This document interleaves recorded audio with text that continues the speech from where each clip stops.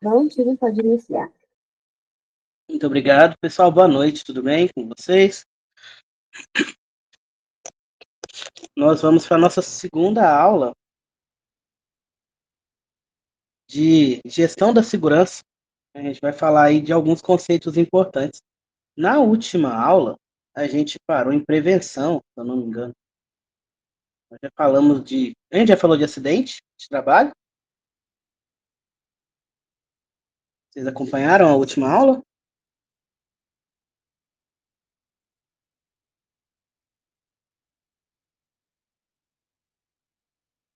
Vou dar só uma relembrada aqui com vocês dos tipos de acidente. A gente tem um conceito legal aqui de acidente, que é aquele que acontece no exercício do trabalho, né? Pode ser dentro ou fora da empresa, que provoque lesão corporal ou perturbação funcional, até mesmo a morte do colaborador, né? Que apresente uma perda ou redução ali temporária ou permanente da capacidade de trabalho. Então, a gente tem vários tipos de acidentes. Tem um acidente ligado ao trabalho, né, que é aquele que não necessariamente vai ser dentro da empresa. O acidente no local e horário de trabalho, que é aquele que acontece durante a atividade mesmo.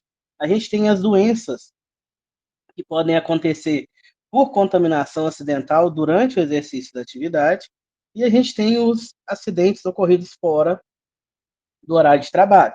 Neles entram aqui qualquer acidente que aconteça com a pessoa quando ela estiver fazendo algum serviço, né, trabalhando a serviço da empresa, no trajeto de ida e volta, né, de casa para o trabalho, do trabalho para casa, e em viagem, se for pela empresa. Inclusive, se for por um estudo.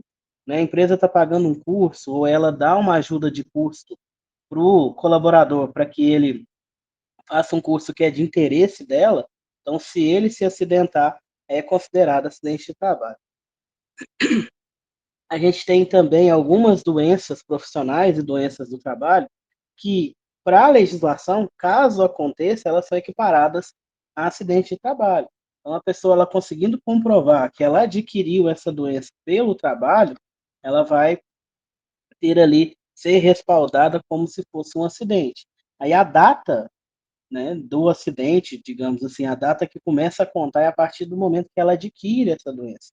Né? A gente tem alguns exemplos ali, por exemplo, a pneumoconiose, que são doenças do pulmão, quando as pessoas trabalham em locais onde tem muita contaminação, muita poeira, por exemplo, né, muito particulado no ar, essa doença vai ser equiparada legalmente a um acidente de trabalho, e a gente tem outras doenças que são em função das condições do trabalho, por exemplo, a LER, lesão por esforço repetitivo, né? A pessoa que digita o dia todo, ela vai poder desenvolver essa lesão, né, dos tendões das mãos, né, muito comum a LER. E a DORT também, distúrbio osteomolecular, perdão, distúrbio osteomuscular relacionado ao trabalho. Né? Ali já vai entrar ali, por exemplo, uma bursite, alguma coisa no ombro da pessoa que vai ser não somente no tendão, mas também já pode pegar ali até a questão óssea da pessoa. Acidente de trajeto é aquele que vai acontecer no trajeto, ida e volta para casa, né? Desde que o colaborador não desvie o caminho, que ele vá diretamente para casa. Não tem nada a ver ele estar ou não de uniforme, tá, pessoal? Vai considerar o trajeto. Se ele pegar um caminho diferente, se ele passar na farmácia, passar na casa de alguém, aí ele já perde o direito ali, né? Se acontecer algum acidente com ele. Tá? Essa parte a gente viu, né? A gente parou por aqui, ó. Condição insegura e fator pessoal de insegurança. Condição insegura é aquela que está presente no ambiente. Como fala, é condição, é físico. Não vai estar ligada diretamente ao colaborador. Aqui é, por exemplo, a falta de corrimão numa escada, um piso quebrado, falta de uma linha de vida para que ele faça um trabalho em altura. Isso aqui é condição, é físico. A empresa não dá a condição para o colaborador. Aí ele vai ter ali a parte comportamental. Ele vai ter que ter o discernimento, né, de analisar antes de fazer a atividade, certo? não deixa de ser uma condição insegura. Mas aí o colaborador tem que entender isso daí, que é inseguro que ele não vai fazer. Aí entra, pessoal, o direito de recusa. A gente tem o direito de recusar atividades que não estejam seguras para serem executadas. Por exemplo, eu vou fazer uma atividade, um andaime está balançando, não está fixado, eu estou vendo que ele pode cair, aí eu uso o meu direito de recusa. Eu recuso a tarefa. Eu não faço essa atividade porque ela coloca a minha vida em risco. Então eu vou, né, entrar em contato com a supervisão, conversar tudo direitinho e fazer meu direito de recusa. O direito de recusa não significa que você não vai fazer aquela atividade de jeito nenhum. O direito de recusa, você entra com um pedido para que não seja feita daquela forma. Então ele vai ser analisado e tal, a segurança vai analisar, e se for constatado que dá para fazer de outra forma a atividade, você vai fazer de outra forma, de uma forma mais segura. Agora, se não encontrarem alguma medida de controle ou alguma forma alternativa de realizar a atividade, aí você não realiza, certo?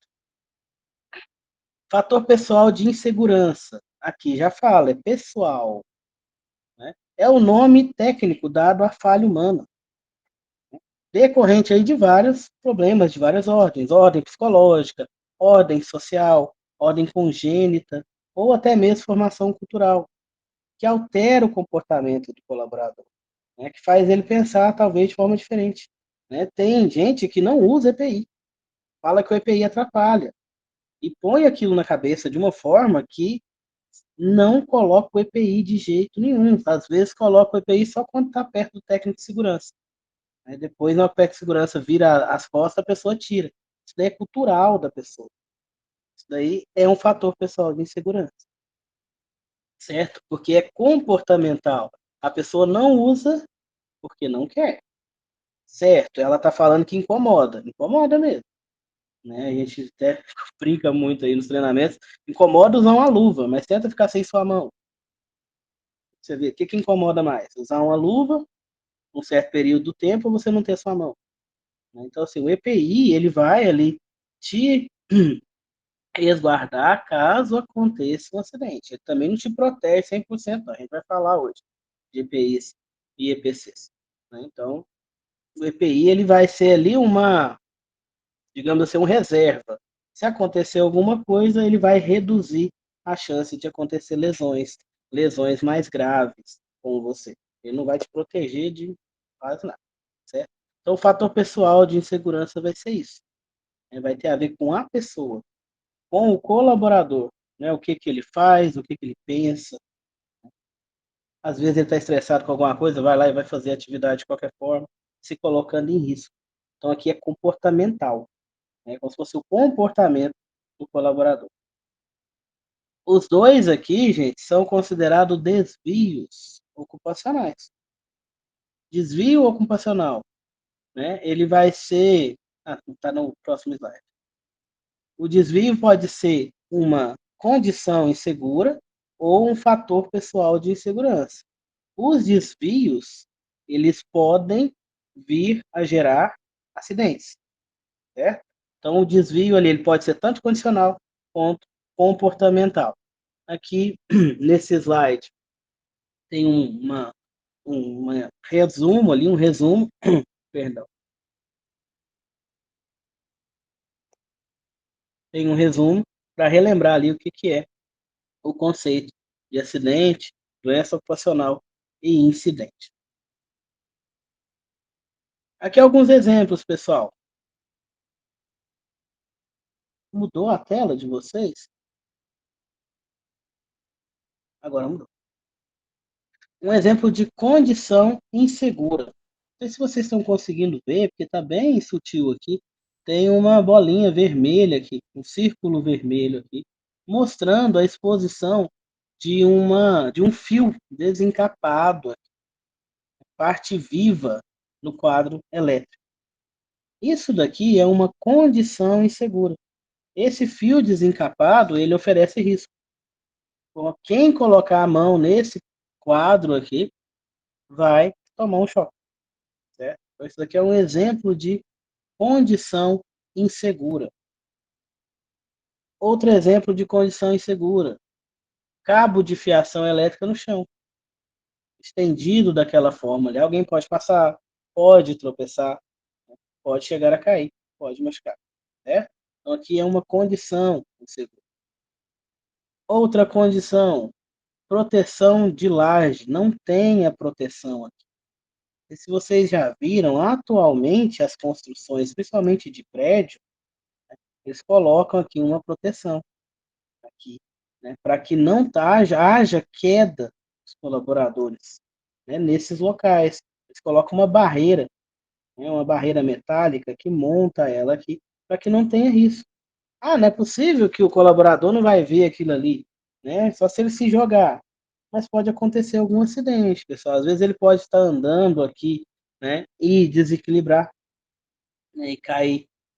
Às vezes ele pode estar carregando algum material e não enxergar e cair, né? Então, hoje em dia já se utiliza aqui uma proteção. E se vocês já viram também, nos prédios, quando está construindo, eles colocam uma proteção ali lateral para que não caia objetos sobre as pessoas que estão passando lá embaixo, né? Então, parece um tecido, parece uma malha, assim, que eles colocam a telinha ao redor do prédio para que não tenha projeção de material.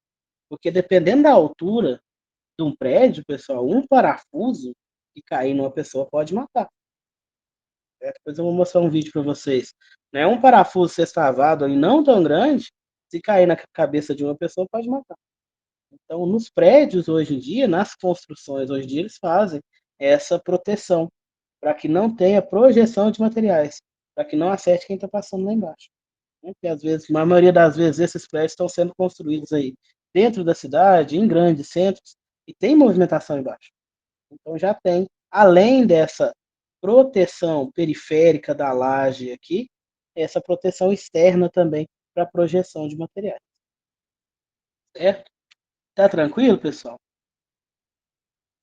Tá dando para entender? Eu cheguei meio apavorado aqui por causa do horário, mas agora já acalmei. Fator pessoal de insegurança. Olha o que esse caboclinho está fazendo. Ele está ali projetando o corpo dele num espaço sem proteção, né? Ainda está subindo em cima de uma madeirinha ali, para alcançar mais. Ali ele pode cair. Porque ele está sobre a altura ali, não dá dando para ver bem a imagem, mas ele está sobre a altura, isso daqui é alto, tá, pessoal? E ele pode, né, desequilibrar e cair, projetar o corpo dele para frente e poder cair lá embaixo. Olha esse de cá também. Falta do calçado de segurança. Tem muita gente que trabalha por contas que às vezes não tem o conhecimento ou, por fatores pessoais de segurança, não utiliza uma bota de segurança, né? Prefere trabalhar de chinelo. O chinelo, pessoal, ele além de não ser bom, né, ortopedicamente falando, ele aumenta o risco de queda e também de queda de material sobre o pé da pessoa. Então a botina de segurança, a bota de segurança, ela te dá estabilidade e ela te dá proteção. Coisa que o chinelinho não vai te dar. O chinelinho é quando você estiver em casa, descansando ali. Aí usa o chinelo, de boa. Olha o chinelo, se ele não tá com o solado completamente liso ali, porque não vai escorregar igual um quiabo, né? Mas em casa, pode usar o chinelo. No trabalho, né, é melhor que utilize a botina, a bota de segurança, para proteger seu pé, certo? Então aqui já é um fator pessoal de segurança. Aí vem aquela questão, ele está fechado ou não? A empresa forneceu o EPI para ele, forneceu essa bota de segurança para ele, ou não? E aí entra outros condicionantes ali, certo? Porque uma coisa é a empresa fornecer e ele não usar. Aí é comportamental. Outra coisa é a empresa não fornecer. Aí ele não tem o calçado de segurança.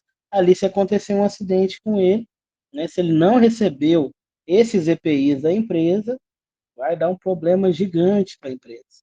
Chama a atenção de vocês aí quando for contratar serviços, né? Serviços de construção civil, serviços na casa de vocês. Se uma pessoa se acidentar dentro da sua casa, fazendo um serviço para você, mesmo que você não seja uma empresa, que seja um serviço pessoal, ela pode te processar, certo? Porque você, no momento que contrata ele, você é responsável por ele. Então fica de olho, não deixa o pessoal fazer atividade de qualquer forma, não. Porque se ele se acidentar na sua casa, você é responsável por ele, certo? Porque a empresa é responsável. Então, se você é o contratante, você fica sendo o responsável. Outra imagem aqui, o pessoal está lixando ali, né, para fazer talvez uma pintura ou após uma passar gesso ali. Não tem capacete, não tem máscara, não tem luva, não tem fardamento, que seria o uniforme, roupas adequadas para a atividade, de chinelo. Né? Então ali eles estão ali se colocando em risco, respirando aquele pó fininho ali, deixando cair no olho, deixando cair na pele, né? Pode estar mais para frente aí gerando doenças ocupacionais nessas pessoas, nesse pessoal. Esse daqui é o pior. Estão vendo o que ele está fazendo? Ele está de cinto, mas o cinto está atracado aonde? O cinto está preso aonde? Em lugar nenhum. Se ele cair, ele vai cair, ele vai para o chão. Porque não tem nada segurando ele aqui. Ele está com o cinto aqui, mas não atracou em lugar nenhum. Então, falta do cinto. No caso, ele está com o cinto, falta de atracar o cinto. Né? E não é o ideal que ele atraque embaixo, certo? A gente vai ver isso daí. Quando você está de cinto de segurança tipo paraquedista, o ideal é que você atraque acima, né? Prende ele acima do seu ombro para que, se você cair, você não recebeu um impacto muito grande no seu corpo. Mas tem algumas atividades que não dá para você atracar acima. Aí você acaba tendo que atracar embaixo. Nesse caso aqui, por exemplo, ele deveria estar atracado, né? Amarrado, preso, pelo menos a essa viga que ele está andando aqui. Né? Porque ali, se ele cair, nada vai segurar ele. Ele ainda está com as mãos ocupadas ali, carregando ferramenta, ele não vai conseguir segurar. Ele vai puxar. Avaliação de riscos, processo global que busca estimar a magnitude dos riscos e decidir se o risco é tolerável ou inaceitável. Existe limite de tolerância. De quanto a quanto eu posso estar exposto a um ruído? Por quanto tempo? Isso é limite de tolerância, sem que prejudique a minha saúde. Então a gente avalia o risco, porque às vezes não consegue zerar ele, né? Então a gente trabalha para reduzir esse risco a níveis toleráveis, níveis aceitáveis para que a pessoa faça a atividade. Se mesmo com todo o estudo, com toda a avaliação, com todas as medidas de controle aplicadas, eu ainda não consegui reduzir esse risco a um nível tolerável, aceitável e continuar inaceitável, eu não posso fazer a atividade, porque eu estou colocando a minha vida em risco, certo? O que a gente falou, e agora sim. Vamos para os conceitos importantes aí e os riscos no ambiente de trabalho. Nós temos 5 tipos de risco, pessoal, pela ANR, né, separadas ali pela ANR. Primeiro, temos a classificação dos riscos físicos. São aqueles riscos que vêm de formas de energias que podem causar danos à saúde. Danos físicos, ruído, vibração, temperatura, radiação, umidade, calor, tudo isso daqui vai ser físico, né? Então eu tenho uma classe, uma categoria de risco que são os riscos físicos. Aqui a cor ficou meio feinha, pessoal, não ficou na cor correta. Esses riscos, eles são classificados em cores, tá? E lá na frente a gente vai ver que a gente desenha um mapa de risco, a gente mapeia esses riscos. E a forma de representar esses riscos são através de círculos coloridos, ok? O risco físico é verde, certinho? Então, quando eu tiver um risco físico em algum lugar, no meu mapa vai estar cor verde. Né? No slide tem aqui para vocês as cores. Pois vamos virar aqui no sentido horário. Químicos são provenientes de substâncias químicas que podem contaminar o ambiente. Poeira. Poeira é químico, porque a poeira ela traz substâncias que podem lesionar seu pulmão, seus olhos, suas vias respiratórias, certo? Então, poeira é químico. Fumos são químicos. Esse fumo aqui não é fumo de cigarro, é fumo metálico. É o que é liberado no momento que você está fazendo uma solda, no momento que você está ali trabalhando, por exemplo, fazendo trabalho a quente. Então, são chamados fumos metálicos. Ali sobe um monte de produto químico que fica na fumaça, se você inalar, vai tudo para o seu pulmão, dependendo, fica na sua corrente sanguínea e não sai nunca mais. Névoas. Névoas são ali líquidos pulverizados. Quando você usa, por exemplo, um pintor, um compressor, as gotículas bem pequenininhas ali, líquidas, que ficam dispersas no ar, você pode estar respirando elas e se contaminando com elas. Gases e vapores são substâncias que podem já estar no formato gasoso ou evaporarem e ficar no ar que você possa estar respirando. Então, tudo isso daqui é risco químico. Produtos químicos, um ácido, um produto de limpeza mais forte, mais pesado, vai representar para mim um risco químico.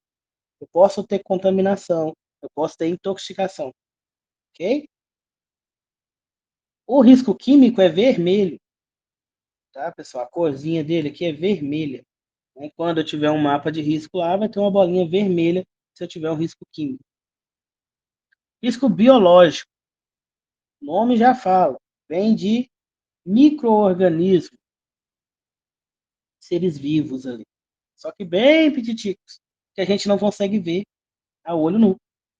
Então vem ali bactérias, fungos, parasitas, vírus, tudo isso daí é risco biológico. Na época do Covid, a gente teve uma ameaça biológica, porque era um vírus, né, é um vírus, né, que espalhou-se, aí, alastrou-se muito rapidamente, ninguém conhecia, ninguém sabia como tratar, né, então todo mundo estava correndo risco biológico, mais ainda quem trabalhava em hospital. A gente, na casa da gente, estava fazendo ali, cumprindo a quarentena, né, o isolamento social, utilizando máscara, usando o álcool em gel, fazendo todos os processos, a gente tinha um risco pequeno de contrair Covid. Agora, a pessoa que estava trabalhando no hospital, em contato com os doentes, o tempo todo ali, mesmo com os EPIs, máscara, luva, o face shield ali, o distanciamento com os pacientes quando dava, tinha um risco muito grande de contrair Covid. Então, é um exemplo que a gente tem de risco biológico. Tem algumas atividades que te dão um risco maior de contrair doenças através de micro-organismos. Por exemplo, o pessoal que coleta o lixo, né, o pessoal que trabalha em laboratórios de análises químicas, né, análises biológicas, perdão, né, análise química também, mas mais a biológica, analisa sangue, analisa urina, né, pode ter ali contaminação por esses micro-organismos. Então, eles estão suscetíveis aos riscos biológicos. O biológico é marrom, a cor dele, certo? Ergonômico. Ergonomia vem ali de adaptação do trabalho ao homem. Não é o homem que tem que se adaptar ao trabalho, é o trabalho que tem que se adaptar ao homem. Né? Então, isso daí é ergonomia. Como assim? Eu preciso adaptar as atividades para que eu não lesione o meu colaborador. Por exemplo, transporte manual de carga. Na NR17 tem ali, que é a NR de ergonomia, tem ali um peso que o colaborador pode carregar. E é pouco, viu, gente? É 25 quilos. Pode carregar manualmente por um espaço relativamente grande. 25 quilos. A gente vê demais o pessoal descarregando caminhão, principalmente cimento, ração, colocando na cabeça. né, e coloca aquele monte de saco de cimento, aquele monte de saco de ração na cabeça e vai fazendo a descarga. Isso é um perigo para a coluna dele, coluna cervical, certo? E não está correto pela ANR. Esse tipo de trabalho deveria ser feito com carrinhos. O colaborador não pode carregar esse peso todo, ainda mais na cabeça, né? Que vai tudo para o pescoço, vai tudo para a cervical. Né? Ele pode ter uma lesão ali, dependendo, ele pode posteriormente, mais para frente, perder o movimento dos braços ou das pernas, devido à lesão na cervical. Certo? Então, ali o ergonômico, ele vai ver tudo que tem a ver com postura, com repetitividade, com esforço físico intenso. E agora, né, não que não estivesse, mas já existia, né, a gente tem que levar em consideração os riscos psicológicos ou os psicossociais. Né? A NR1 foi atualizada, né? Agora as empresas precisam avaliar e tratar os riscos psicológicos ou psicossociais. Não foi criada uma nova categoria de risco. Eles entram aqui dentro do ergonômico. Né? E vai entrar ali a questão de assédio, questão de longas jornadas de trabalho, questão de estresse, questão de abuso, certo? Tudo isso daí entra ali no risco ergonômico. São fatores psicossociais. Teve muito afastamento, está tendo muito afastamento por doenças mentais. Doença mental, gente, a gente tem que tirar esse preconceito que as pessoas têm aí. Não é algo assim, nossa, a pessoa nasceu com alguma coisa. Não. Doença mental é doença da mente. Depressão, doença mental. Burnout, doença mental. Ansiedade, doença mental. Certo? A gente fala doente mesmo, doença mental, a pessoa às vezes fica com preconceito. Todo mundo na vida é suscetível a alguma fase passar por um episódio desse. Então, não pode ser pelo trabalho. Tem muita gente adoecendo por causa do trabalho. Né? A gente tem aí a clássica burnout, clássico burnout. Né? Não sei falar inglês, não. Burnout, que seria ali uma pessoa que se esgota de tanto trabalhar, esgota emocionalmente, esgota mentalmente. É uma pessoa que não desliga, ela trabalha o tempo inteiro, ela não desliga, ela vai queimar, né, todo o pavio dela ali, gastar tudo com o trabalho. Chega um momento que ela desliga. Né? Teve uma repórter da Globo que passou por isso. Ela até dá palestra hoje em dia, né, de como se desligar do trabalho, como evitar o burnout, que no meio da transmissão ali ela simplesmente apagou. Ela não conseguia falar. Ela era a garota do tempo, estava falando do clima lá, ela não conseguia falar por causa do burnout, porque ela se esgotou de tanto trabalho. Então isso aí é risco ergonômico, okay? Então que tem a ver com postura, com o bem-estar do colaborador ali dentro da empresa, na atividade dele, vai ser ergonômico. O ergonômico, pessoal, é amarelo, certo? A corzinha dele é amarela. E por último, risco de acidente. Situações que podem levar a lesões imediatas. Por exemplo, máquina sem proteção, choque elétrico quando vem da eletricidade, arranjo físico inadequado, bagunça.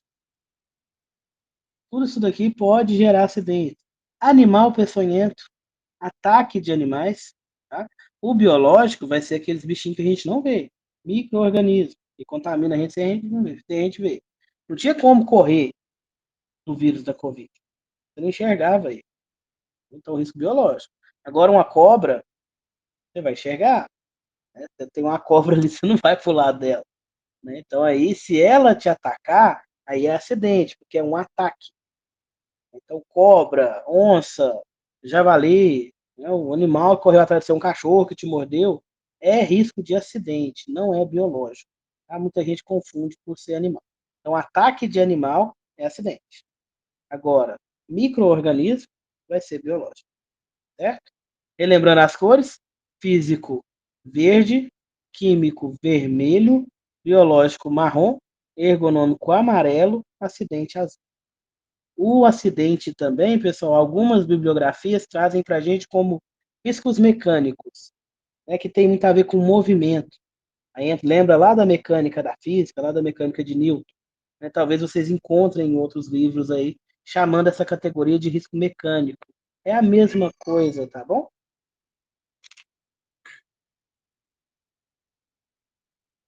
Alguma dúvida? Vamos prosseguir.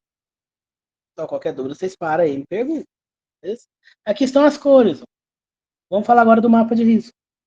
O mapa de risco ele é uma representação gráfica dos riscos presentes no ambiente de trabalho. Né? Aqui esse desenho aqui não é um mapa de risco, tá? Pessoal, ele é só uma ilustração mesmo. Porque o mapa de risco ele pega a planta baixa do local e mostra aonde está cada tipo de risco. Aí a gente vai ter os riscos físicos, riscos químicos, biológicos, ergonômicos e de acidentes. Então aqui ele está só simulando, né? Aqui não é um mapa de risco. Essas bolinhas vão representar o nosso risco, o grau do risco e o tipo de risco também, certo? Eu vou pegar aqui um mapa de risco para mostrar para vocês. Só um momento. Tinha aberto uma. Sumiu. Um momentinho, pessoal. Porque ele vai ser uma planta baixa. Se a bolinha, se o risco for grande ou alto, a bolinha vai ser representada de um tamanho grande. Se o risco for médio, ela vai ser representada de um tamanho médio. E se o risco for pequeno, ela vai ser representada do tamanho pequeno ali. Um vai ser a metade do outro. Por exemplo, do risco mais alto. A bolinha do risco alto vai ser 4 centímetros, o diâmetro dela. A bolinha do risco médio vai ser metade, vai ser 1 centímetro de diâmetro. A bolinha do risco pequeno, né, ou baixo, vai ser com o diâmetro ali de 1 centímetro, porque é metade do médio. Só pegar uma imagem aqui de um mapa de risco para mostrar para vocês. Um momento. Vou trocar a tela aqui, tá, pessoal? Está tão pequeno. Aí que ficou pequeno. Um momento.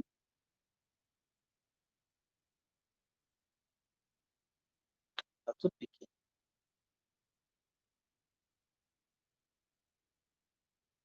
Vou trocar a tela.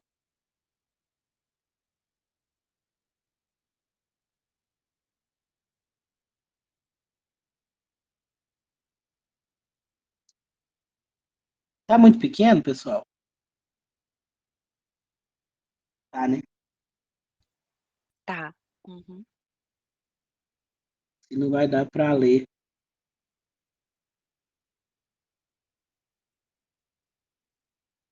Melhorou ou nada? Nada, né? Vou pegar o maior aqui, só um momento.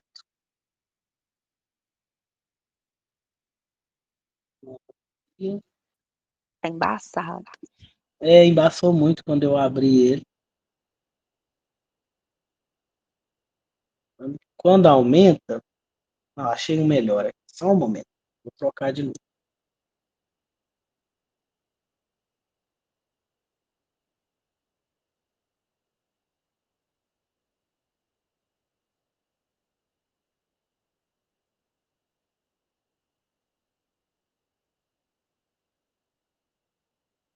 Peguei o mesmo. Mapa de risco. Problemas técnicos aqui, pessoal. Só um momento.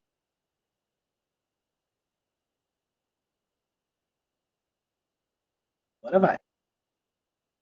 Esse está maior, ó. Tá melhor de ver.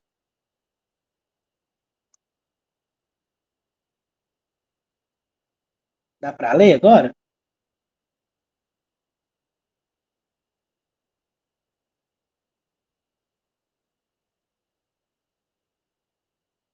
Aqui, pessoal, eu tenho a legenda.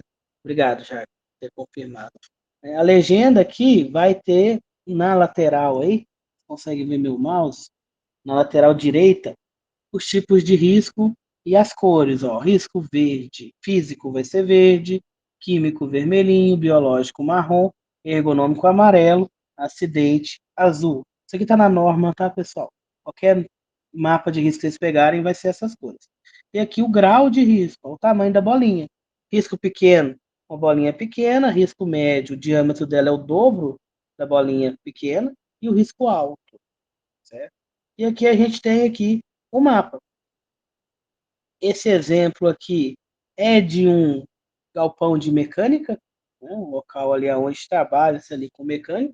A gente tem aqui o primeiro ambiente, troca de óleo e balanceamento. Aí nesse ambiente eu vou ter três tipos de risco. O risco azul, que é acidente, o amarelo, que é o ergonômico, o vermelho, que é o químico. E os três são do mesmo tamanho, os três são pequenos. Certo? O de acidente, né, o carro pode cair ali em cima da pessoa, por exemplo, que eu vou ter que levar ele para fazer esse balanceamento, né, essa medição. O ergonômico, o pessoal vai fazer muito esforço durante essa atividade. E o químico, o próprio óleo, né? Eles estão fazendo a troca do óleo ali do carro. No vestiário, eu só tenho risco de acidente, eu só tenho uma bolinha azul. Né? A pessoa pode escorregar, cair, bater contra alguma estrutura, né? Batida contra. Então, isso daí é risco de acidente. E é pequeno, não é um risco muito alto. No almoxarifado, mesma coisa aqui da troca de óleo. Né? Acidente ergonômico e químico, por causa das substâncias que eu estou guardando. No galpão de mecânica, eu já vou ter um risco ergonômico e químico mais alto. São riscos médios, considerando aqui nossa legenda. No escritório, ergonômico, postura de acidente. No banheiro, risco biológico. Todo banheiro, gente, tem risco biológico, tá? Independente. Ah, o banheiro tá limpinho. Risco biológico. Se alguém tiver com piriri ali, né, com uma virose, vamos falar do palavreado mais bonitinho. A pessoa tá com uma virose no seu trabalho, tá indo no banheiro toda hora. Você usa o mesmo banheiro que ela pode estar transmitindo essa virose para você. Vai ficar no ar. Então, ali no banheiro sempre vai ter risco biológico. Quanto mais pessoas, maior o risco. Vocês podem ver que é médio aqui. É médio por causa da quantidade de pessoas. Aqui embaixo fala, ó, número de expostos, mais ou menos 25. Dependendo da quantidade de pessoas que usam um banheiro, a pessoa que limpa recebe insalubridade, devido a esse risco biológico, porque aumenta ali a exposição dela, aumenta a possibilidade dela estar, né, se contraindo alguma doença, né, por causa de algum micro-organismo, por causa de algum vírus que ficou naquele banheiro. Então, dependendo da quantidade de pessoas, a pessoa que faz a limpeza do banheiro vai receber insalubridade. A gente vai falar de insalubridade também, acredito, na próxima aula. Certo? Deu para entender? Aqui é só para ilustrar mesmo o mapa de risco para vocês. Alguma dúvida? Tranquilo. Então, vamos voltar aqui para nossa slide. Só um momento. Então, aquilo ali é um mapa de risco, pessoal. Quem faz ele, né, são os integrantes da CIPA. A gente vai ver mais para frente também a CIPA. E ele precisa ser atualizado todo ano. Aí vai ser separado por ambiente. Você pode fazer um geral, igual quando a gente tem um ambiente menor. Quando é uma empresa muito grande, assim, faz por salas. Aí tem que ficar fixado em um local visível para que todos os funcionários, visitantes, todo mundo que acessa aquela área tenha conhecimento dos tipos de risco que ela está correndo e a intensidade deles. Agentes físicos. Agora a gente vai falar um pouquinho dos efeitos, né, das características, efeitos que pode ter para a saúde da pessoa e medidas de controle. Ruído, né, é um som indesejável que pode causar perda auditiva se a pessoa ficar por muito tempo exposta durante o dia, durante o trabalho. A gente tem ali na NR os níveis de pressão sonora. De acordo com o nível, você tem o tempo de exposição que você pode ficar. Até 85 decibéis, você pode ficar exposto 8 horas por dia e não vai ter, né, lesões. Passou de 85 decibéis, aí você tem a quantidade de tempo que você pode ficar exposto. 1 hora, 2 horas, dependendo da pressão. Decibel, para quem não sabe, aí é a medida que a gente faz para ver pressão sonora. Tá? É a unidade. Né? Por exemplo, ali 85 decibéis seria, não é um barulho muito grande, não. Trânsito. O trânsito pode ultrapassar 85 decibéis. Uma pessoa que trabalha numa fábrica está exposta a ruídos muito maiores do que 85 decibéis. É uma fábrica ali que está rodando o tempo inteiro, aquele maquinário, tem mais do que 85 decibéis. Então, por isso que o pessoal usa protetor auricular. Porque ele vai reduzir ali a pressão, reduzir o número de decibéis antes que o ruído chegue ao seu ouvido. O que é que pode gerar isso aí para a sua saúde? Perda auditiva, induzida pelo ruído, que é uma perda ocupacional. Pode ter zumbido no ouvido, a pessoa vai ficando mais irritada, mais estressada, pode alterar o sono, pode subir a pressão dela, pode ter desequilíbrio hormonal, pode desenvolver impotência. Tudo isso daí por causa do ruído no trabalho. Dificuldade de concentração, dificuldade de dormir. Isso aí vai ser tudo aumentado, potencializado pelo ruído no trabalho, porque estressa a pessoa, ela acaba adoecendo. Medidas de controle. Isolamento acústico, para que isole a minha equipe dos ruídos, amortecedores de vibração, para reduzir a vibração das máquinas, manutenção preventiva, para que as máquinas não façam tanto ruído, rodízio de trabalhadores, precisa ficar ali, não tem como, vai trocando, né? Vai o fulano, depois ele volta, vai o ciclano, para ele não ficar todo mundo ali o tempo inteiro no ruído. Protetores auriculares. O protetor é o último. A gente falou da hierarquia das medidas de controle. O protetor é o último ali. Então, assim, ele é porque os outros não deram certo. Não foi 100% efetivo. Então, ainda tem um ruído. Então, eu uso o protetor. Eu uso o EPI.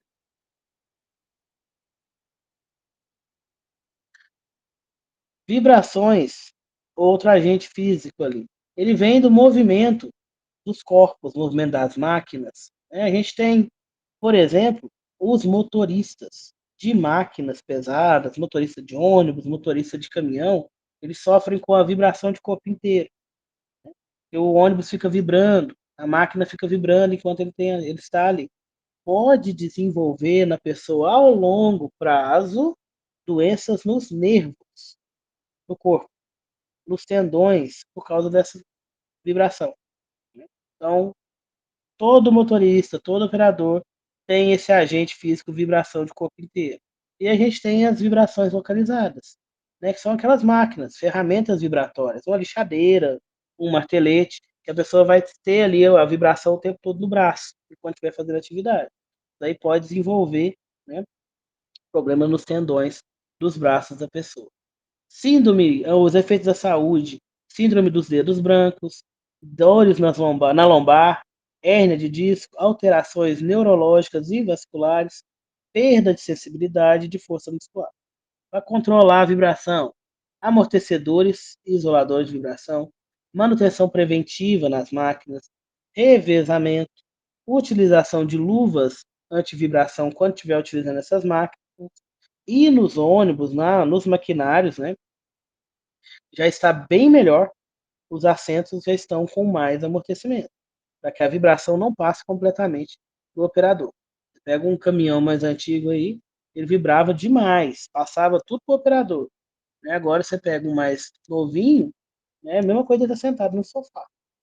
É todo confortável, o amortecimento dele é muito melhor, para que essa vibração não passe completamente para o corpo dele. Ainda passa um pouquinho, mas é bem mais reduzido atualmente com aí as mudanças, a tecnologia utilizada aí na fabricação desses bancos, desses assentos, das máquinas que o pessoal vai operar. Temperatura também é um agente físico, calor excessivo. Por exemplo, quem trabalha em siderúrgica, local que faz fundição, cozinha industrial, trabalho a céu aberto com sol. Efeitos: exaustão por calor, pode ter câimbras, as pessoas, desidratação, problema com choque térmico. Controle para isso: ventilação, pausa, sair daquele ambiente, ir para um ambiente mais fresco, hidratação, água, né? Correta. Gente, vocês não têm noção, né? Você pega uma parada de manutenção, o pessoal está ali trabalhando exaustivamente e não tem água para eles beberem, uma água fica longe, né? Foi feito um estudo que aumenta a quantidade de acidentes. A pessoa não tem a água próxima dela para ela beber. Então tem ali um pessoal trabalhando, né? Numa parada de manutenção, por exemplo. Tem que ter água próximo deles. Tem que ter água, tem que ter o banheiro, né? Porque aí eles vão se hidratar, né? Eles vão trabalhar melhor. Então o bem-estar do colaborador, ele influencia diretamente na questão de acidente e questão de produtividade. Então a gente tem que focar aí no bem-estar, na saúde do colaborador. Lembra da saúde. Saúde não é só ausência de doença, é um conjunto de tudo. A pessoa tem que estar bem, para ela desenvolver bem a atividade dela. Frio intenso, por exemplo, aí, presente em câmaras frigoríficas, indústrias alimentícias, principalmente, que tem que congelar os alimentos, tem que manter eles resfriados. Trabalha em regiões frias, pessoal que vai lá para o Alasca, por exemplo, fazer pesquisa, ou trabalhar em outras coisas. Efeitos que podem ser causados: hipotermia, ulceração por frio, redução da destreza manual. Só que anda de moto aí, tem muito isso. Se tiver frio, andar sem luva, vai nos dedos da pessoa, fica durinho, dá conta de acelerar direito, né? Vai perdendo a destreza aí por causa do frio, né? As partes mais externas do corpo da gente vão perdendo ali a sensibilidade por causa do frio, né? O sangue não chega lá direito, não circula direito, e a gente vai perdendo a sensibilidade nas pontas dos dedos, né? Da mão e dos pés. Como é que eu vou controlar? Vestimentas térmicas, rotatividade, período de recuperação térmica, para que a pessoa recupere ali antes de voltar para esse ambiente. Radiação. Temos radiação ionizante e não ionizante. Ionizante é aquela que faz mal, tá, pessoal?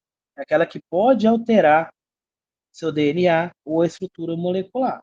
Presente, por exemplo, em hospital, por causa dos aparelhos de radiografia.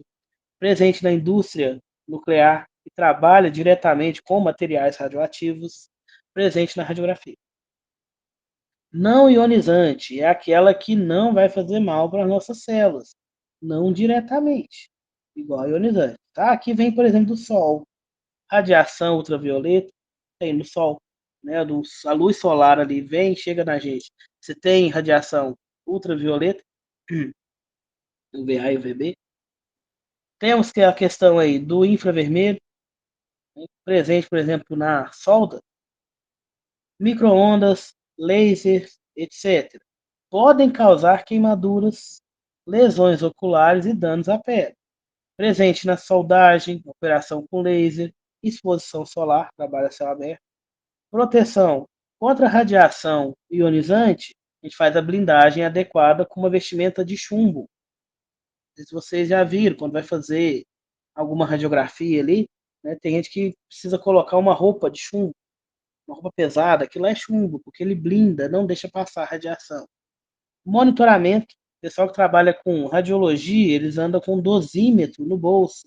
Um aparelhinho desse tamanhozinho que fica no bolso deles, que vai medindo a exposição que eles estão aos raios, né? X, raios gamas, que sei, as partículas que podem estar sendo liberadas ali. Então, ver a quantidade de exposição que eles estão sofrendo. Limitação de tempo de exposição, né? O pessoal que trabalha com radiografia, faz radiologia, por exemplo, eles aposentam mais cedo. Eles trabalham menos horas por dia do que o restante do pessoal do hospital, porque eles ficam o tempo todo, né, sujeitos à radiação, né? Então eles vão aposentar mais cedo, eles vão trabalhar menos horas por causa dessa radiação, né? O pessoal acha uma beleza, mas daí com o tempo, gente, pode causar danos irreversíveis à saúde. distanciamento da fonte radioativa sempre que possível. Né? Quando você está tirando a radiografia, o técnico de radiologia ele sai do ambiente, ele vai para um local blindado ali, porque ele fica lá o dia todo. Ele não pode ficar ali perto, senão vai chegar, né, radiação ionizante nele. Ele vai ficando ali exposto o tempo inteiro, isso pode alterar ali as células do corpo dele, pode vir a causar um câncer com o tempo aí, se eles não tomarem os cuidados, né, necessários ali durante a atividade. Pressão. Pressão anormal. Acontece muito, por exemplo, com o pessoal que trabalha em plataforma de petróleo, que tem que mergulhar, fazer solda subaquática, né? Trabalhos em túneis pressurizados, tripulação de aeronave, né? Isso daí vai alterar aí a pessoa. Temos como efeitos aí doença descompressiva, embolia gasosa, barotraumas, né? Pessoa que trabalha, por exemplo, como mergulhador da Petrobras, eles ficam 15 dias embarcados, né, trabalhando, não 15 dias debaixo d'água, mas eles ficam 15 dias ali, né, trabalhando mesmo, fazendo os mergulhos e tal, depois fica de 15 ou mais dias em terra firme, né, por causa dessa questão ali das pressões. Umidade, trabalho em local excessivamente úmido, por exemplo, lavanderias industriais, beneficiamento de arroz, cultivo de certos cogumelos ali, pode trazer para a pessoa doenças respiratórias devido a essa umidade, micoses, dermatites, por causa do excesso de umidade. Medida de controle, né, para os dois aqui, né? Procedimento específico para descompressão, pessoa que trabalha com muita pressão. Controle rigoroso do tempo de exposição, para que ele não fique tanto tempo exposto aos agentes. Monitoramento constante das condições ambientais, no caso da pressão. Sistema de ventilação e desumidificação, no caso da umidade. Roupas impermeáveis, outra atividade dos trabalhadores.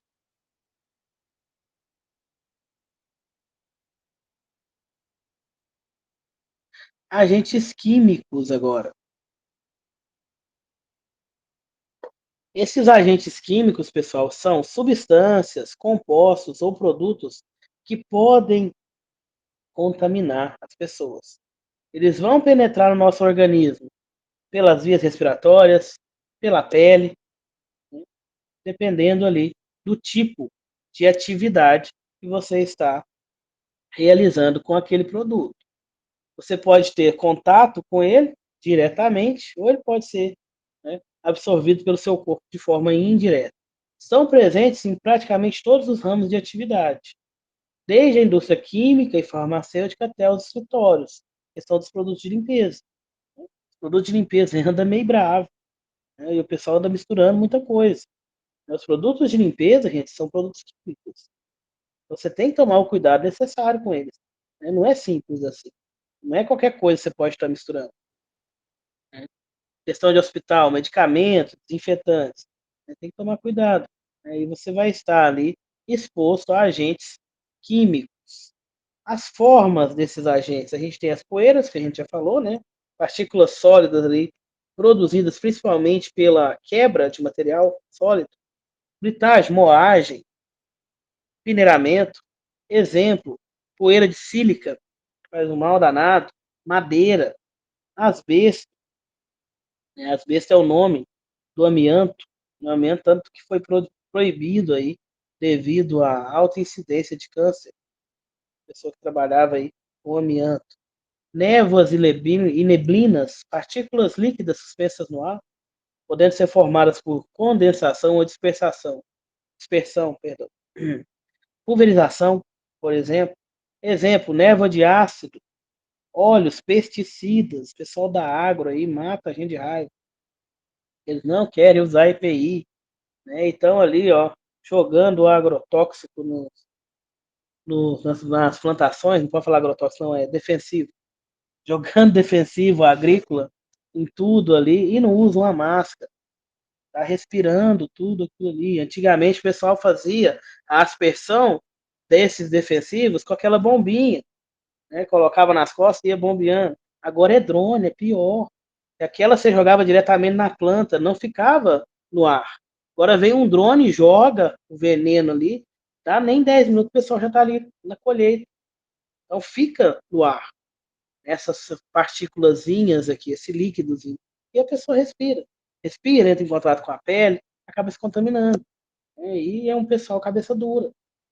E tem aquela questão do fator pessoal de segurança. Às vezes eles não aceitam utilizar o EPI, porque eles ganham por produção, a maioria deles.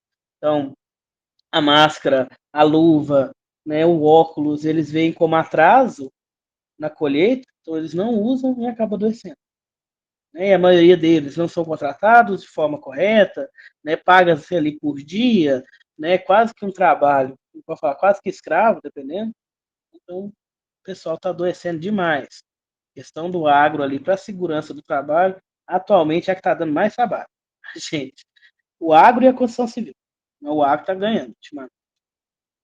Fumos metálicos, partículas sólidas formadas pela condensação de vapores, geralmente após a volatização de metais fundidos. Está fundindo o metal ali, vai soltar uma fumacinha. Essa fumacinha é tóxica. Então o soldador precisa usar máscara. Uma máscara adequada, com filtro químico, né, para que ele não respire essas partículas sólidas que são desprendidas.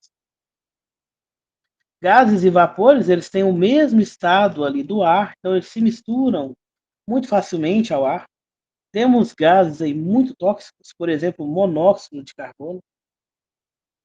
O monóxido de carbono, ele entra na nossa corrente sanguínea, agarra a célula nossa ali do sangue, nosso glóbulo vermelho, e mata ele na atividade que ele tem de produzir energia, de pegar o oxigênio e levar para o corpo. O monóxido de carbono liga ali no nosso glóbulozinho vermelho e não deixa ele pegar oxigênio mais. E ele não consegue liberar o monóxido de carbono. Então a pessoa vai tendo envenenamento por monóxido de carbono. E ele é natural. Ele acontece por queima. Os carros aí liberam monóxido de carbono. É um agente químico. Vapores, a gente tem exemplo aí, por exemplo, vapores de solventes, vapor de gasolina, combustível, vapor de mercúrio, também fica no ar ali e a pessoa pode estar respirando, inalando ou tendo contaminação ali, até mesmo via cutânea, pela pele, né, desses agentes. Eles podem estar presentes no ambiente de trabalho simultaneamente em diferentes formas, aumentando assim o risco. Eu posso ter um pó ali de uma certa substância, um gás de outra substância, tudo ali durante a minha atividade. Pode ter geração também, devido ali, igual a gente está falando dos produtos químicos, misturar qualquer produto de limpeza, pode estar gerando, né, substâncias tóxicas. Então, cuidado aí com o que vocês misturam. Água sanitária não pode misturar com qualquer coisa. Ácidos não pode misturar com qualquer coisa, porque eles liberam gases tóxicos aí que pode estar intoxicando a pessoa. Somente quando for lavar banheiro. Né? Que o banheiro é fechado, a pessoa mistura aquele monte de coisa para poder limpar e respira aquilo ali, pode cair, pode bater a cabeça e se machucar. Via de exposição aos agentes químicos, a respiratória, né? A gente respira ele ali, vai direto para o pulmão e acaba degradando o nosso pulmão. Do pulmão ele vai para a corrente sanguínea, da corrente sanguínea ele vai ser distribuído ali para o corpo. Pode causar envenenamento sistêmico. Via cutânea, absorção pela pele, substâncias lipossolúveis que se dissolvem na gordura, dissolvem ali no tecido adiposo da gente, que é o tecido que a gente tem abaixo da pele aqui. A pele tem tecido adiposo e outro tipo de tecido. O tag não vai muito para biologia. Potencializado, por exemplo, por lesões, né?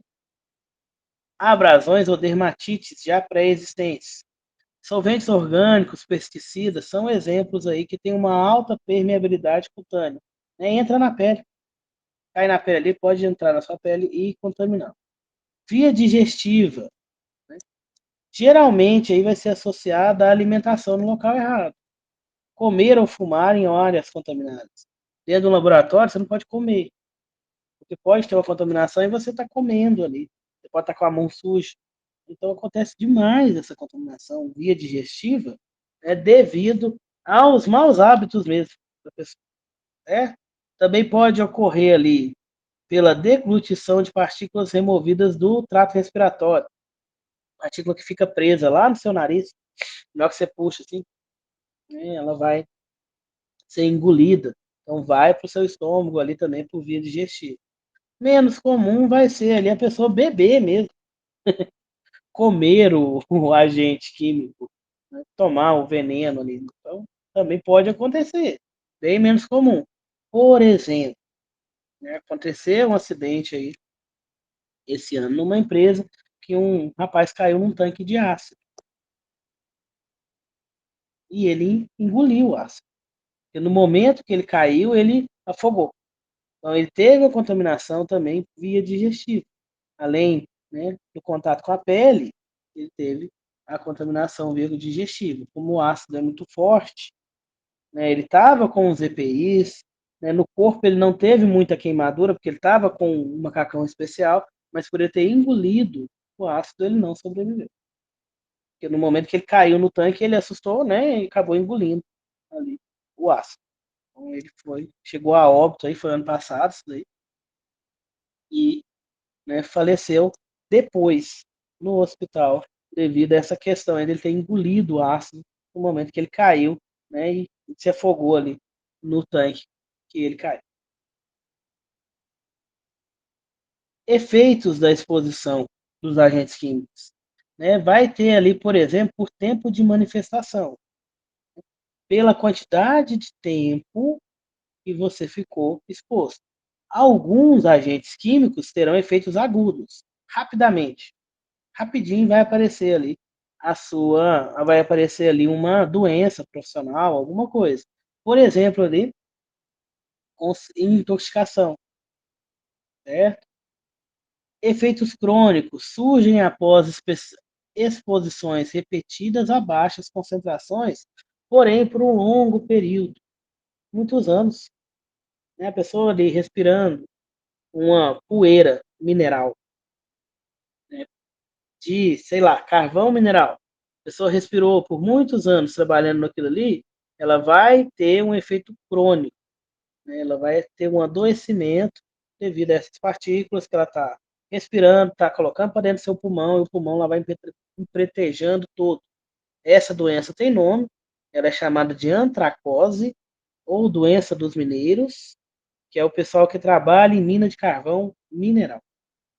Eles vão respirando aquele pozinho, vai ficando no pulmão, vai deixando o pulmão da pessoa pretinho, né? Porque ele é preto, chama antracose. É uma doença ali de efeito crônico, né? É um envenenamento que vai acontecendo ao longo dos anos, a pessoa sendo exposta ali.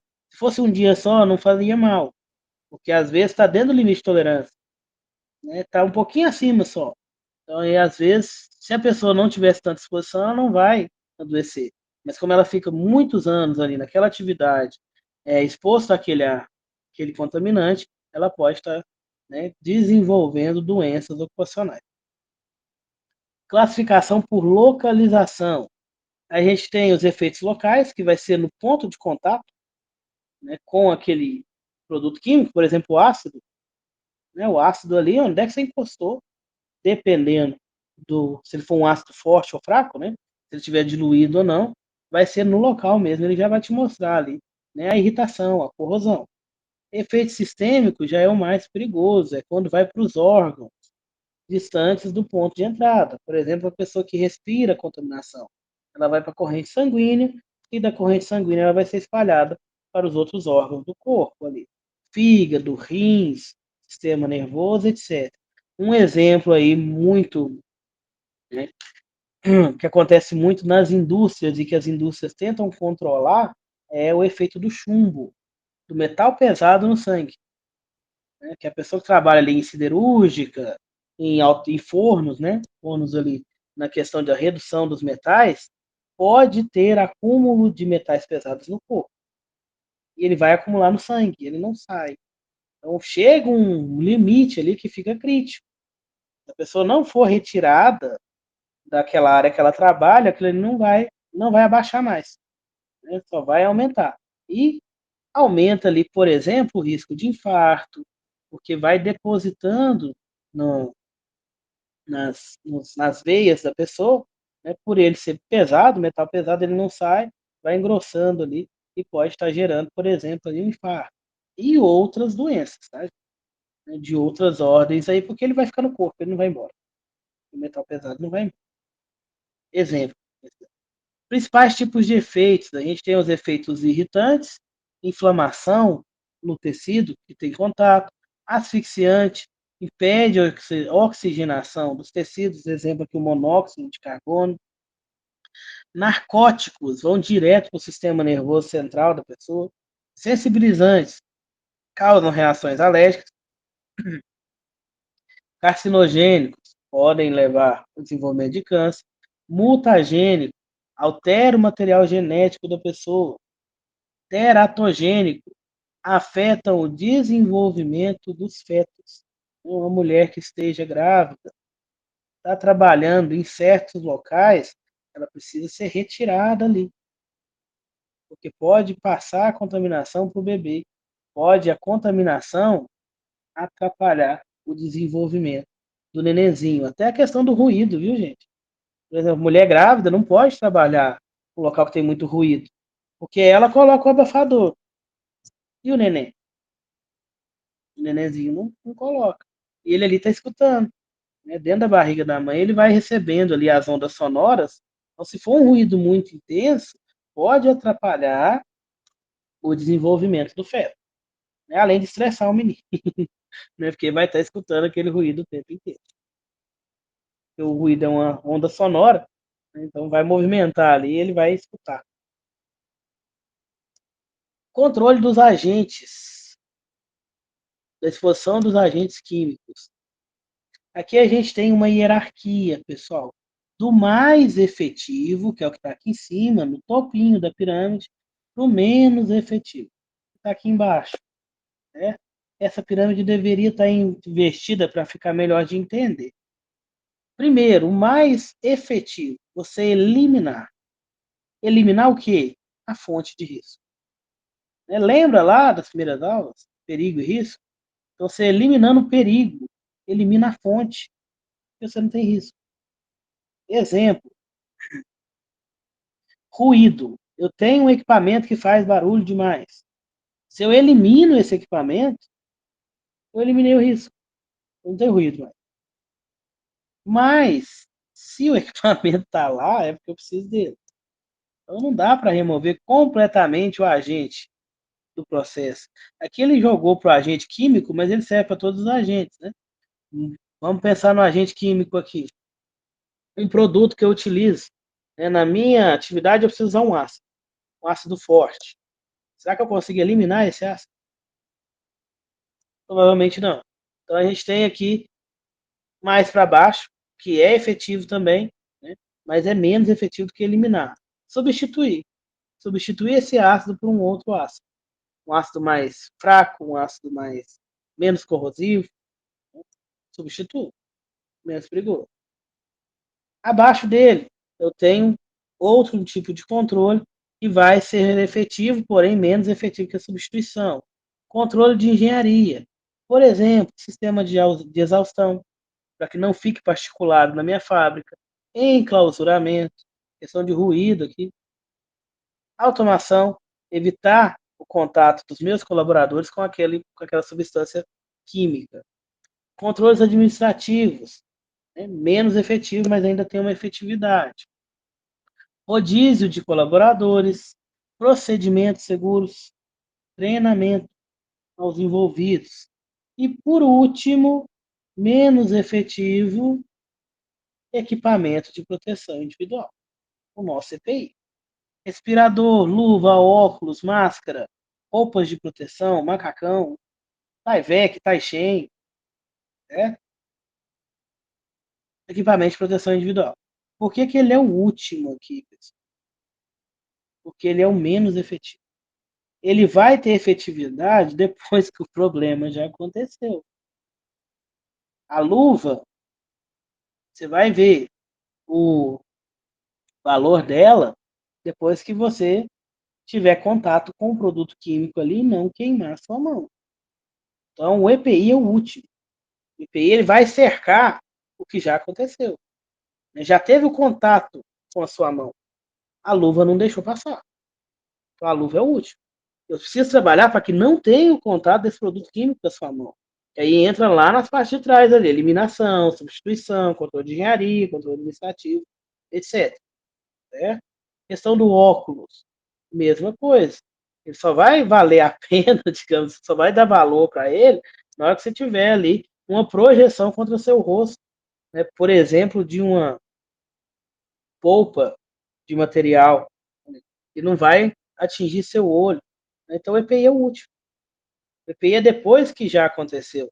Ele vai reduzir dano, ele não vai deixar você machucar tanto. Pode deixar você se lesionar ou, né? Não, então não vai lesionar, mas ele é a última barreira que a gente tem.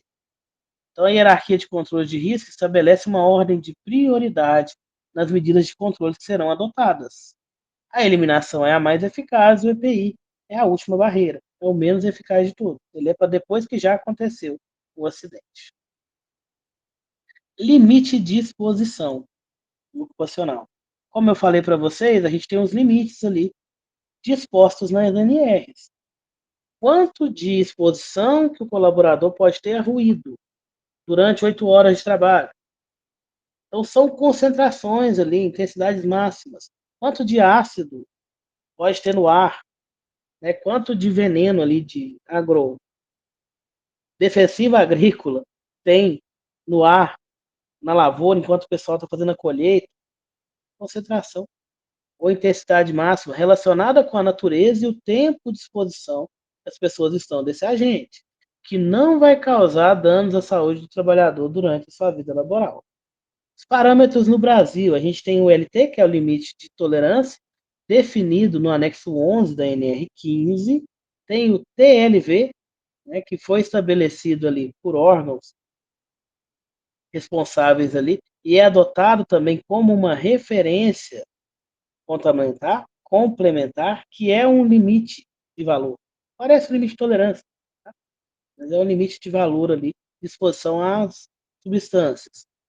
Tem tipos de limite, a gente tem o TWA, média ponderada para a jornada de 8 horas. Qual que é a concentração daquele agente que eu possa estar exposto durante uma jornada de 8 horas de serviço? Então, o TWA. E o STIL, limite para exposição de curta duração. Né? Por exemplo, ali 15 minutos. Existem substâncias que eu só posso ficar ali 15 minutos. Ela pode ser tóxica. Né? Ali, por exemplo, eu estou dentro do espaço confinado. Espaço confinado, pessoal, é um espaço fechado, que tem poucas entradas ou saídas, né? Por exemplo, ali um tanque. Por exemplo, um moinho, né? Um equipamento ali. E eu preciso entrar para fazer alguma atividade. Lá eu posso ter problemas com o ar lá dentro, né? Tem essa questão das poucas entradas e ele não foi projetado para ficar lá dentro. São esses 3 requisitos para ser um espaço confinado. Quando eu vou trabalhar em espaço confinado, eu preciso utilizar um aparelho que chama multigás, que faz a medição da atmosfera do ambiente. Porque dentro daquele espaço confinado eu posso ter substâncias, né, dissolvidas, substâncias no ar ali, que são tóxicas para mim. Então, para eu entrar e fazer uma atividade lá dentro, eu preciso levar um medidor. Esse medidor vai medir substâncias mais perigosas que podem estar presentes no ambiente. Nele eu vou ter esse TWA e o STIL.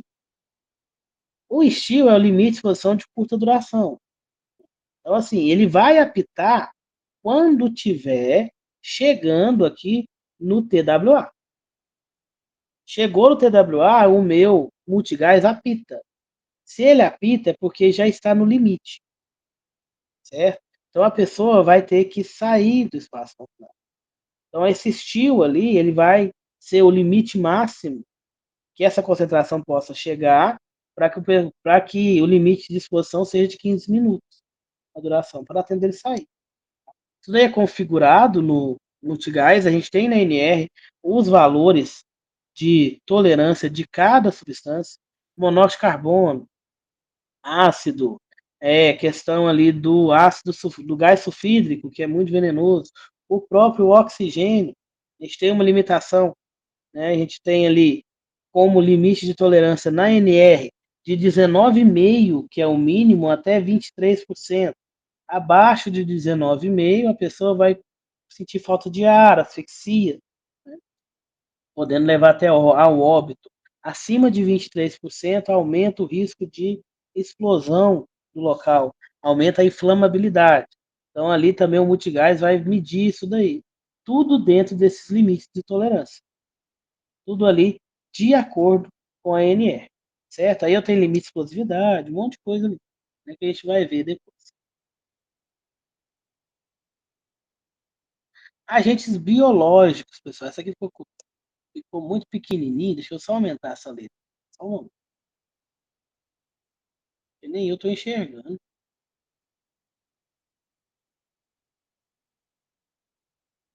Agora melhorou um pouquinho, gente, vai descendo. Os biológicos, pessoal, são micro-organismos, como a gente já falou, e eles podem ali, né, se originar de qualquer tipo de infecção, alergia, toxicidade ao corpo humano. Inclui aí fungos, bactérias, parasitas, vírus, entre outros.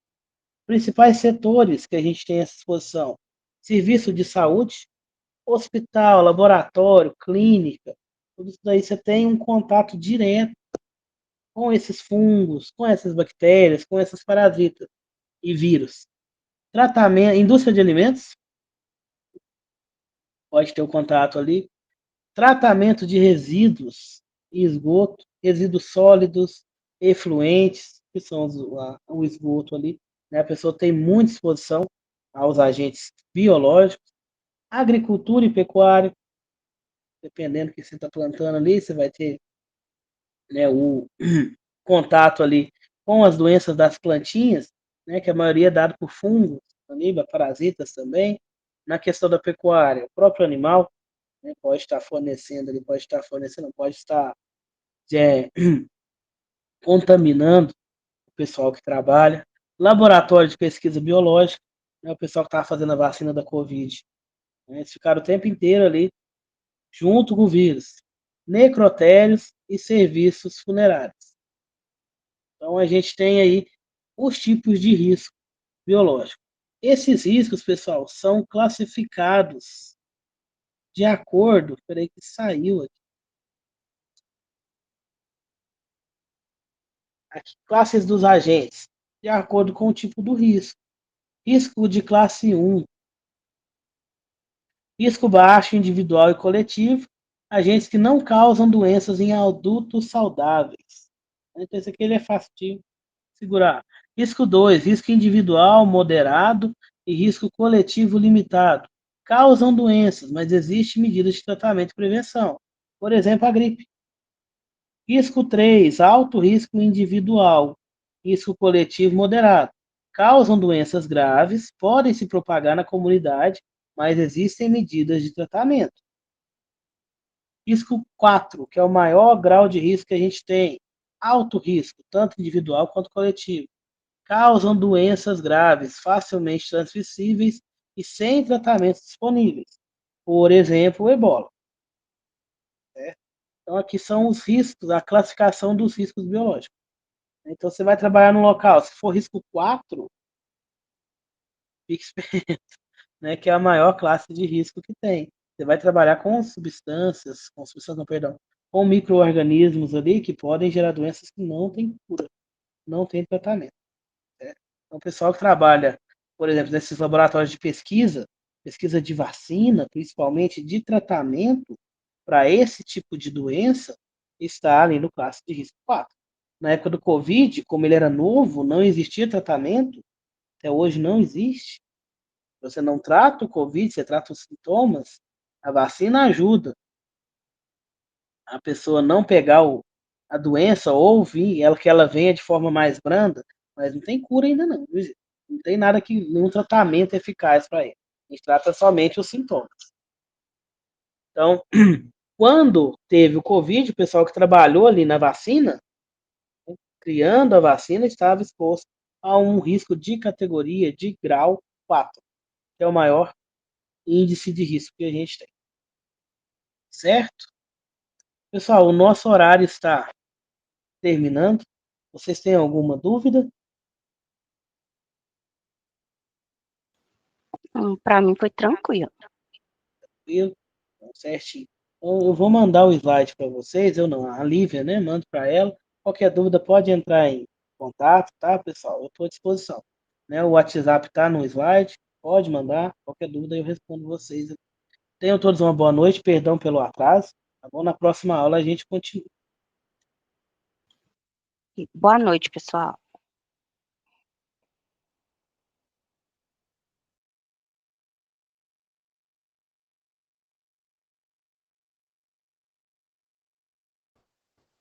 Boa noite.